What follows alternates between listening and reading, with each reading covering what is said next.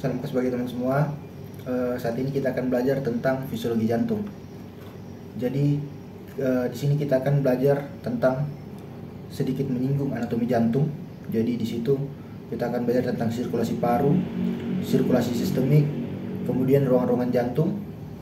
Kemudian kita akan belajar tentang aktivitas listrik jantung. Kita juga akan belajar tentang curah jantung dan bagaimana kontrol simpatis dan parasimpatis mengontrolnya. Kemudian bagaimana pemberian nutrisi terhadap otot jantung. Jadi video ini bertujuan untuk memberikan pemahaman bagi teman-teman terutama di jurusan kesehatan atau kedokteran dan apapun yang berkaitan yang belajar tentang fisiologi jantung. Karena itu saya harap teman-teman nonton hingga selesai.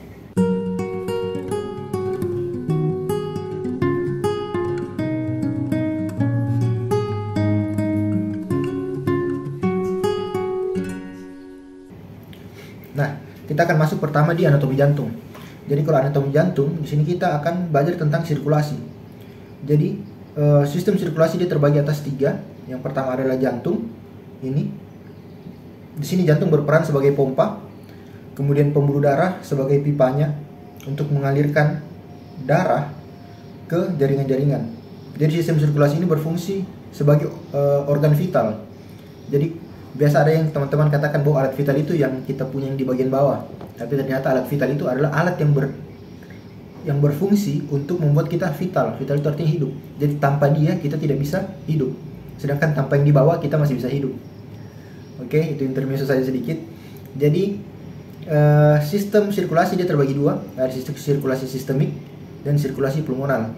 Sistemik itu maksudnya apa? Jadi karena kita belajar tentang sirkulasi, jadi sebenarnya kita mau belajar dari mana saja itu bisa karena dia berputar. Jadi saya anggaplah kita mulai dari sini, ventrikel kiri. Jadi ini kanan, ini kiri, yang merah ini kiri. Nah, jadi darah dari ventrikel kiri akan dipompa ke seluruh tubuh, masuk ke aorta. Dari ke aorta sini dia akan menyebar ke seluruh tubuh. Ini yang merah-merah ini.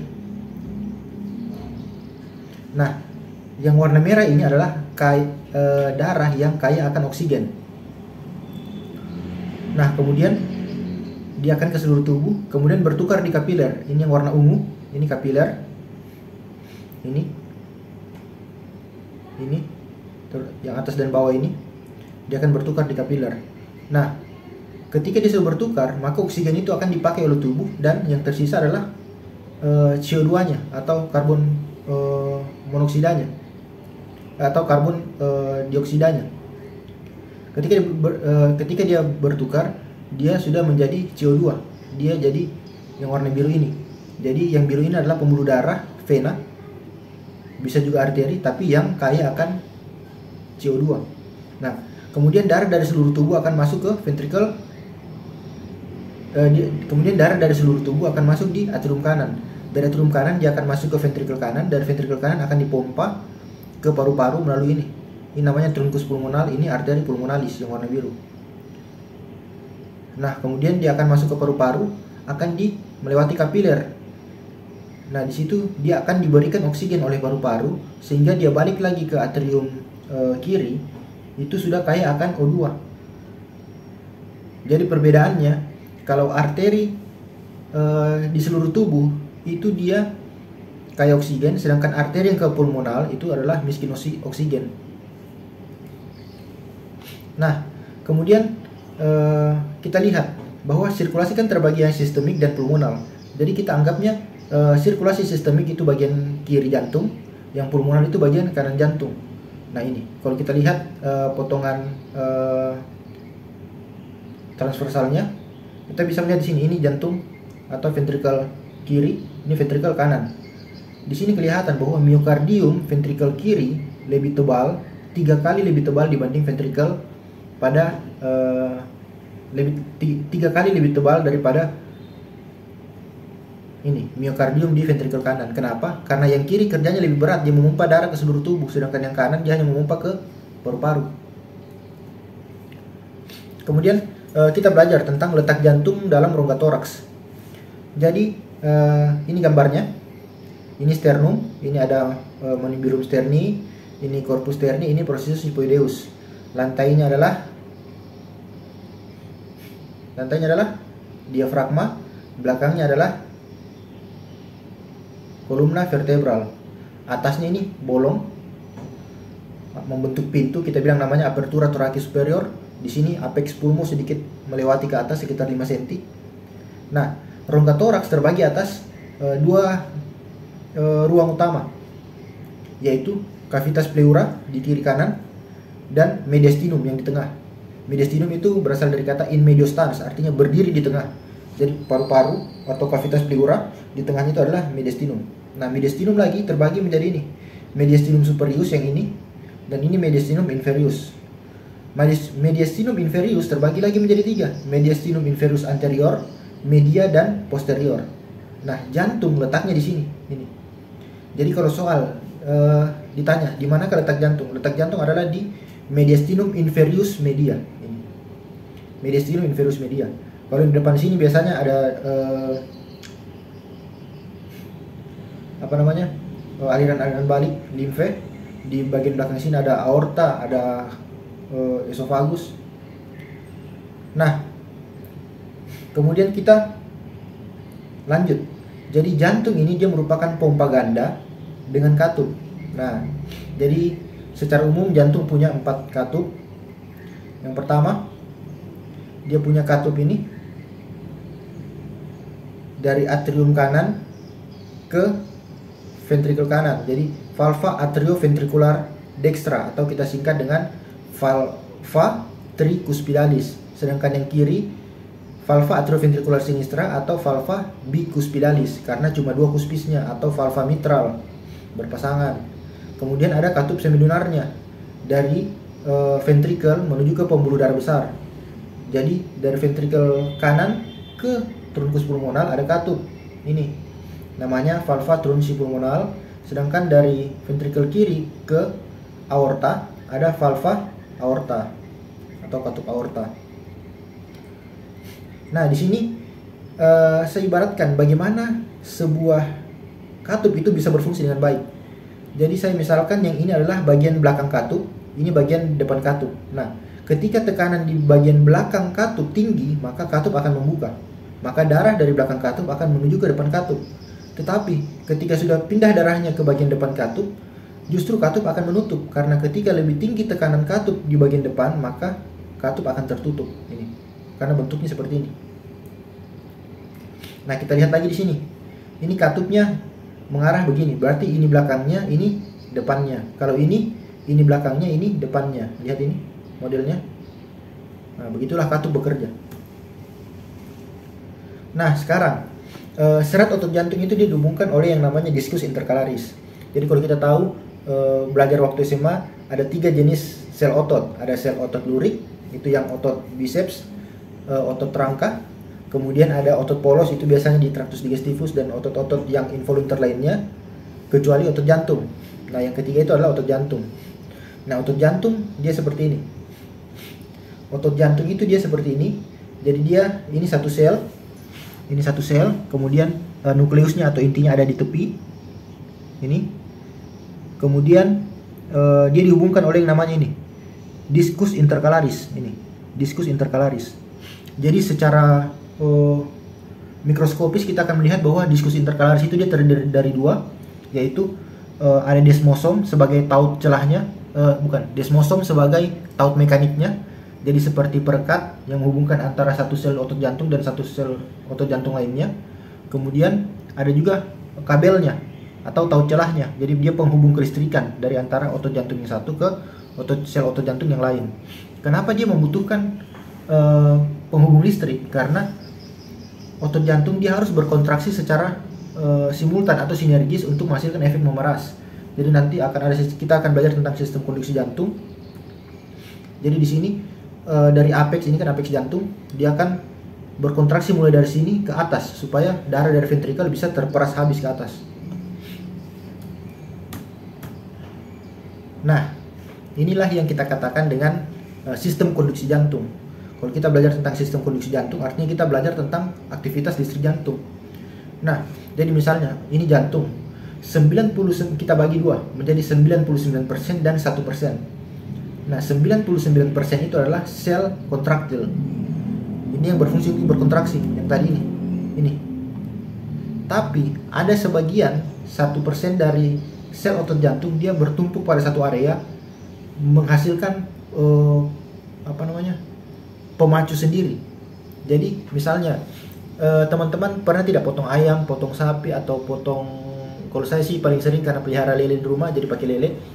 Jadi misalnya ayam kita potong, setelah kita potong mati, ayamnya sudah mati, biasanya jantungnya itu akan masih bisa berkontraksi. Kenapa? Karena dia punya sistem kelistrikan sendiri. Itu yang kita sebut dengan ini, aktivitas sistem konduksi jantung. Jadi yang 1% itu adalah sel otoritmik. Dia bisa menghasilkan kontraksinya sendiri. Tapi kenapa? Dia cuma bisa berkontraksi sekitar 5 menit atau 10 menit. Atau biasa kurang dari 5 menit dia masih bisa berkontraksi, setelah itu dia berhenti.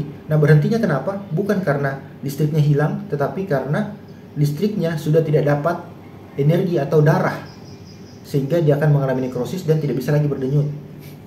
Jadi bukan karena listriknya itu hanya bertahan 5 menit. Kalau ada darah yang bisa mensuplai dia, maka dia akan bisa terus berkontraksi. Nah, sistem konduksi jantung kita bagi menjadi 4 tipe atau 4 bagian. Yang pertama ini, nodus SA atau nodus sinoatrial. Nodus sinoatrial ini terletak kurang lebih di sekitar muara dari vena cava superior di sini. Dia di atas dari crista terminalis, nanti teman-teman bisa belajar di anatomi. Kemudian di sini nodus AV atau nodus atrioventrikular, karena letaknya sudah di antara atrium dan ventricle. Terutama letaknya ada di yang namanya trigonum Koch. Ada yang masih ingat teman-teman trigonum Koch?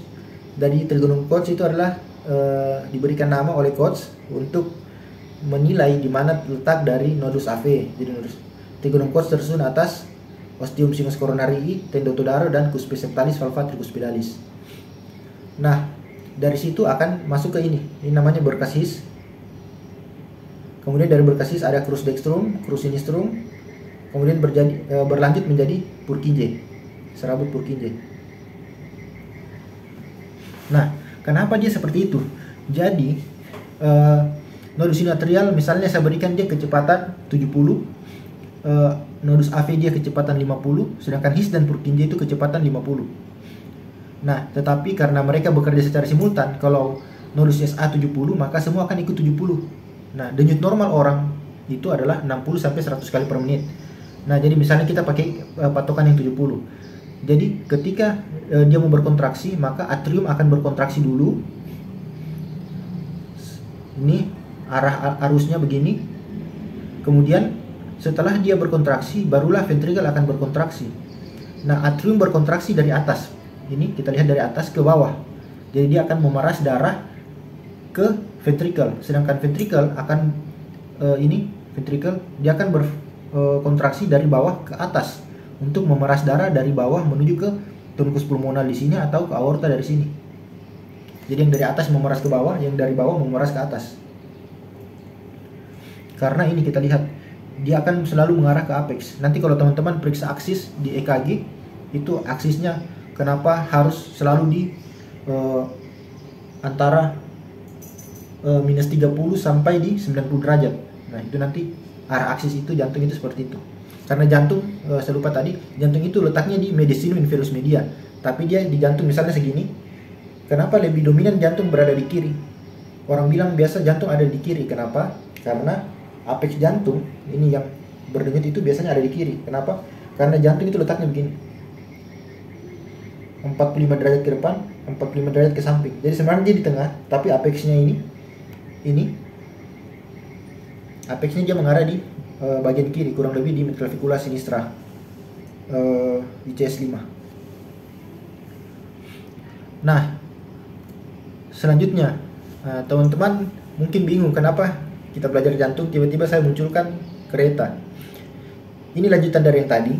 Jadi misalnya kita ibaratkan sistem konduksi jantung itu sebagai sebuah kereta.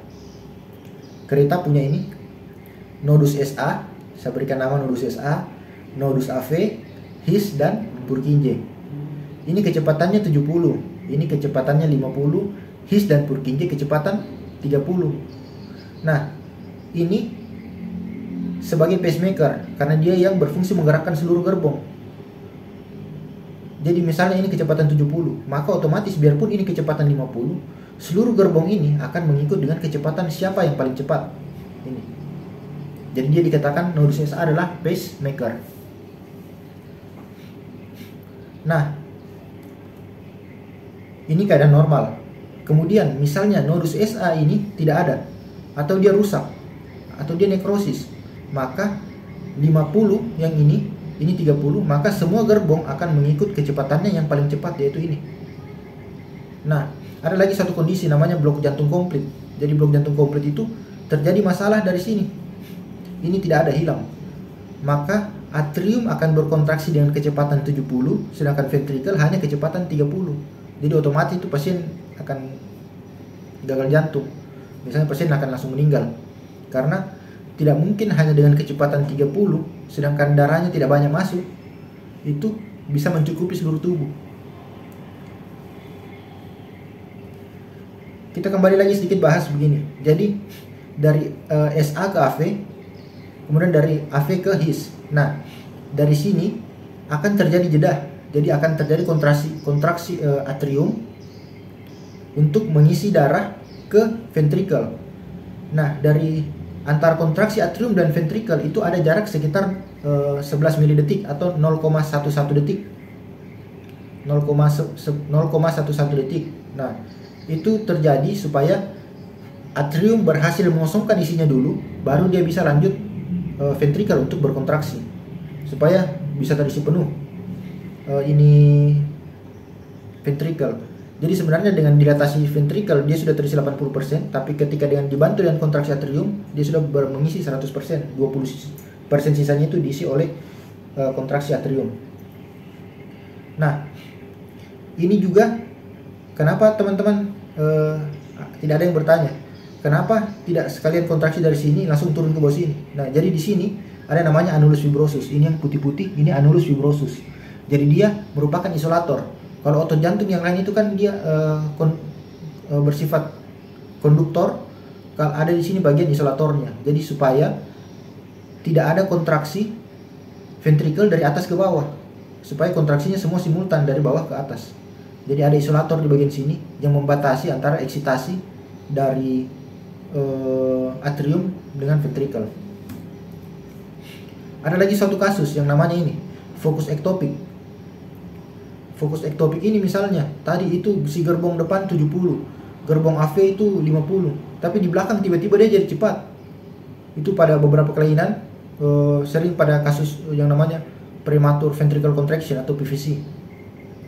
Ini lebih cepat. Karena Purkinje lebih cepat, otomatis semua gerbong ini tidak akan mengikut yang ini. Jadi pacemakernya yang dari SA akan pindah ke Purkinje. Dari Purkinje akan membuat kecepatan seluruh kereta menjadi 140.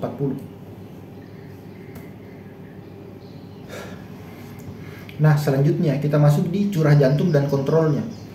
Jadi ingat, curah jantung dia tergantung pada kecepatan denyut jantung dan isi sekuncung. Nah, bagaimana itu? Jadi teman-teman tahu kan sering mengukur tekanan darah, BP atau blood pressure. Blood pressure itu rumusnya adalah cardiac output dikali SVR. Cardiac output adalah volume darah yang dikeluarkan oleh jantung dalam waktu 1 menit. Sedangkan SVR adalah tahanan perifer atau systemic vascular resistance. Itu tahanan yang diberikan pembuluh darah terhadap darah yang melewatinya. Itu yang menghasilkan tekanan darah. Cardiac output tadi adalah darah yang dikeluarkan oleh jantung dalam waktu 1 menit. Maka dalam 1 menit berapa kali denyutnya? Itu diukur dengan HR. HR itu adalah denyut jantung per menit. Normalnya itu 60-100. Kemudian SV adalah stroke volume, adalah volume darah yang dikeluarkan oleh jantung pada waktu sekali pompa. Itu adalah stroke volume. Nah, bagaimana caranya kita mau dapat stroke volume? Cara dapatnya adalah EDV dikurang SV. EDV itu adalah end diastolic volume atau volume pada akhir diastolik. Sebenarnya masing-masing atrium atau ventricle dia punya sistolik dan diastolik sendiri. Tapi kalau kita belajar tentang ini, kita biasanya akan fokus kepada ventricle. Jadi adalah end diastolic ventricle volume. Jadi volume pada saat ventricle berdilatasi maksimal itu ada berapa? Normalnya itu sekitar 135 cc. dan SV-nya itu berapa? SV itu adalah volume pada saat akhir sistol. Jadi ketika dia berkontraksi, berapa yang masih tersisa di dalam. Jadi tidak semua keluar. Jadi volume adalah EDV, volume yang masuk itu 135. Kemudian dia kontraksi masih ada sisa di dalam. Di dalam itu biasanya sisa sekitar 65 cc. Jadi berapa ke SV-nya? SV-nya adalah 135 dikurang 65 sama dengan 70. Jadi kalau ini 70, heart rate itu kita pakai normalnya Nodus SH 70, maka 70 kali 70 4900 cc. Nah, 4900 cc jadi hitungan darah manusia itu sekitar 5000 liter, sekitar 5000 cc atau 5 sampai 5,5 liter. Jadi dalam hitungan waktu 1 menit sebenarnya darah di seluruh tubuh sudah berhasil diedarkan. Nah, EDV sendiri ini lagi dipengaruhi oleh ini, aliran balik vena. Nanti kita belajar. Nah, yang berikut, kecepatan jantung terutama dikontrol oleh nodus SA yang tadi pacemakernya. Tetapi dia dipengaruhi oleh ada efek parasimpatis dan efek simpatis. Cara hafalnya gampang. Kalau parasimpatis, kita ingat saja keadaan rest and digest. Rest itu saat beristirahat dan digest itu saat kita makan. Pada saat kita melakukan aktivitas rest and digest itu yang dominan adalah parasimpatis. Sedangkan simpatis adalah fight and run. Saat kita berkelahi atau kita lari, itu simpatis yang akan dominan. Jadi misalnya ini, aktivitas simpatis dia memiliki pengaruh terhadap kontrol ekstrinsik dan kontrol intrinsik. Dia akan menyebabkan yang pertama kontrol intrinsik, yaitu peningkatan aliran balik vena. Kalau terjadi peningkatan aliran balik vena, otomatis EDV, end diastolic volume itu akan meningkat. Ini. Jadi kan EDV itu volume pas saat dia dilatasi maksimal. Nah, berapa aliran vena yang masuk ke dalam, maka akan lebih tinggi juga end diastolic volumenya. Kalau tinggi EDV-nya, otomatis kekuatan kontraksi itu akan makin meningkat. Kenapa itu? Kenapa bisa terjadi? Jadi di jantung ada namanya hukum Frank Sterling. Hukum Frank Sterling misalnya, saya punya balon karet. Ini balon saya isikan air 1 gelas 250 cc. Saya tutup, kemudian saya buka. Yang keluar itu akan hanya ada sedikit yang keluar karena daya regangnya kecil. Sedangkan kalau saya isi misalnya 1 liter atau 2 liter saya isi dalam satu balon, maka ini karet balon itu akan regang maksimal. Kemudian ketika saya buka langsung akan berkontraksi, maka isinya sedikit tapi makin tinggi yang keluar. Yang keluar itu kita sebut dengan stroke volume. Nah, simpatis dia berfungsi untuk meningkatkan aliran balik vena dan meningkatkan kontraksi jantung. Jadi akan meningkatkan isi sekuncup. Isi sekuncup itu adalah ini, stroke volume. Nah, bagaimana kalau parasimpatis? Parasimpatis itu dia rest and digest. Ingat ya, rest and digest. Dia menurunkan kecepatan jantung sehingga curah jantung itu akan turun juga. Jadi akan berbalik dengan efeknya dari simpatis, berlawanan. Sudah itu kenapa pasien kalau kita minta datang baru datang di misalnya di IGD, kita usahakan sebenarnya tensi dia kalau tidak dalam keadaan gawat, kita tensi nanti dalam waktu kurang lebih 10 sampai 15 menit supaya efek simpatisnya sudah hilang, jadi tidak terjadi hipertensi yang palsu. Saya akan bahas juga sedikit tadi ini. Jadi misalnya orang paling sering kan kalau kita latihan olahraga run, misalnya pada runner yang terutama yang pelari maraton. Kalau pada pelari maraton ini sering sekali terjadi karena dia larinya sepanjang hari. Kalau teman-teman nonton video lari maraton, dia larinya 40 kilo, itu kan di luar batas. Kalau kita dia lari begitu, otomatis terjadi terus stimulus simpatis. Kalau dia terjadi terus ini peningkatan kekuatan kontraksi, maka lama-lama otot jantung itu akan menebal, membesar. Nah, yang normalnya kalau kita yang jarang olahraga, biasa cewek-cewek yang jarang olahraga, cuma di kamar nonton TikTok, itu biasanya kalau kita ukur dalam keadaan istirahat, nadinya sekitar 80-90. Tapi kalau pada olahraga biasanya main di sekitar 60-an. karena otot jantungnya sudah terlatih. Sekali pompa dia sudah mampu memenuhi kebutuhan darah di seluruh tubuh. Nah, tapi jangan olahraga sampai berlebihan juga, karena ada satu penyakit di mana ketika terjadi terus stimulasi simpatis yang berlebihan, maka otot jantung akan berkontraksi dengan kuat. Ketika dia berkontraksi terus, maka dia terlatih, maka akan mengalami hipertrofi, dan yang menyebabkan satu penyakit yang namanya corbovinum atau penyakit jantung sapi.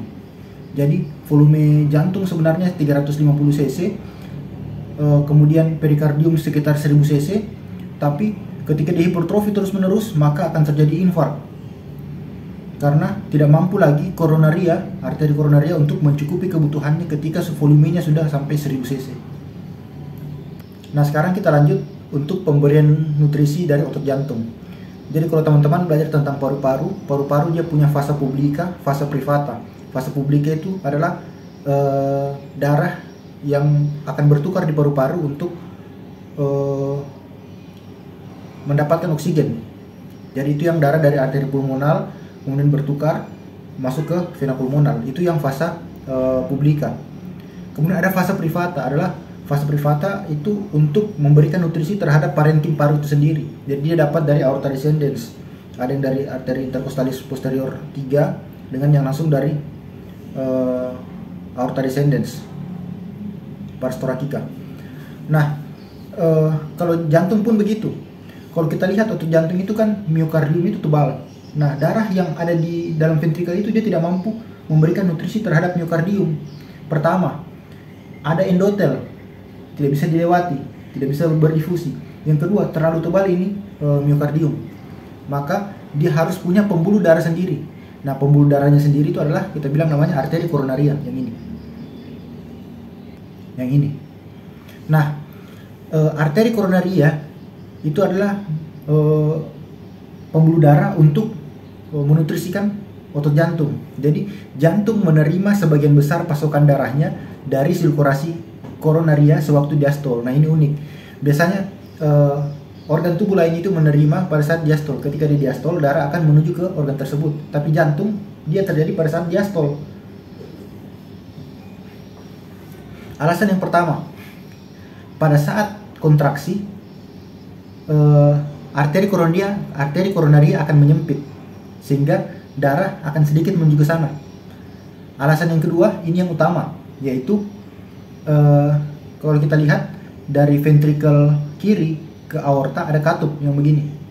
Nah, arteri koronaria ada bercabang itu dari pas di sinus aorticus, sinus coronarius di situ.